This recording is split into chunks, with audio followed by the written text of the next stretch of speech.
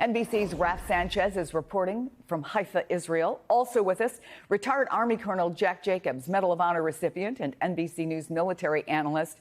Aaron David Miller is senior fellow at the Carnegie Endowment for International Peace. It's good to have all of you here. And I know, Raph, you've got some new reporting on these Israeli raids. What do we know? Chris, an Israeli official tells NBC News these are small-scale operations being carried out by Israeli commandos who are crossing the border into southern Lebanon. We're just about 15 miles south of that border right now. And this official says the goal of these raids is, one, to gather intelligence, and two, to probe Hezbollah's defenses to see where Hezbollah forces are positioned, where they may be weak. And we are learning of these raids as every sign appears to indicate that Israeli forces are preparing for a ground offensive into southern Lebanon. Israel's defense minister was here in the north of the country earlier. He told the heads of local towns, local villages, that the next phase of the war begins soon. He was also meeting with Israeli ground troops, telling them that they will be expected to go into combat. At this stage, no indication of exactly when a potential ground offensive could come, but I can tell you this is a country right now on high alert. You drive the highways of northern Israel, you are seeing many, many military vehicles, some of them on your screen right there, Israeli tanks, artillery, moving, it seems, into position so that if the order does come for them to cross the border into southern Lebanon, they can carry that out. Chris, just a little bit of the broader context here. If Israeli forces do invade southern Lebanon, it would be the first time that they go in large numbers since the end of the last war between Israel and Hezbollah back in 2006. That was a brief, very bloody, but ultimately pretty inconclusive conflict. Israel left without really pushing Hezbollah back. But then you go back to 1982, when Israel invaded southern Lebanon the first time. That was supposed to be a limited operation, and Israeli forces ended up staying there for 20 years. That was a decision that rewrote the history of the Middle East, and it seems that similar decisions are being taken by Prime Minister Benjamin Netanyahu and his government tonight. An Israeli official tells us Israel's security cabinet will meet at 2 p.m. Eastern time, 9 p.m. local. We expect the top of their agenda will be any decisions around this ground offensive. And of course, Chris, this would be a major escalation. We have talked for 11 months about the possibility of the war in Gaza spilling out into an all-out regional conflict involving Iran and its proxies. This would be a very significant step. We have already seen major escalation with some 1,100 people, including nearly 100 children, killed in Lebanon over the last 2 weeks as Israel has stepped up its bombing campaign.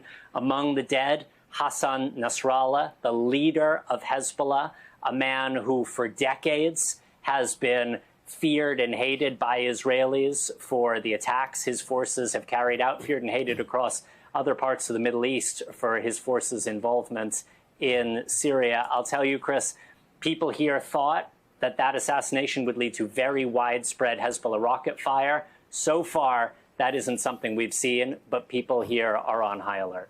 Chris. Well, and understandably so, Aaron David Miller. I mean, now that there is a meeting coming up in just 40 minutes of the Security Cabinet in Israel about the potential for a ground offensive, what are the discussions like, and what's the role, if any, that the U.S. has in terms of influence?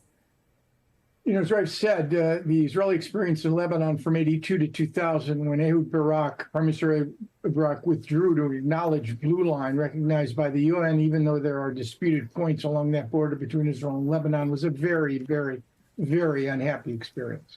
I don't imagine that the Israelis are considering a military deployment anything like the number of forces they used either in 78, when they initially went in and set up a security zone, or in 82, where they essentially went to Beirut and beyond. I think the objectives will be limited, basically to destroy Hezbollah infrastructure, military infrastructure, both above ground and below ground, and to clear that area of Radwan forces, the elite Hezbollah military brigades, assuming they are still there. The real issue here, Chris, I think, is how do the Israelis tether their brilliant tactical and operational successes over the last 10 days with the objective that they say they want, which is a return of the 70, 80,000 Israelis who have been forced to relocate from those northern kibbutzim villages and border communities. That's the key. And I don't see any quick way. There's no military objective unless the Israelis are prepared to stay in southern Lebanon in force. And that would expose them, I think, to an insurgency, which would probably help Hezbollah regain some of the currency that it's lost. So, Colonel, what will you be looking for out of this meeting and from Israel? Do you believe that Israel wants a war now and is, I guess, prepared to do what it needs to be done to win? Well, nobody wants a war now, and you have to define what win means.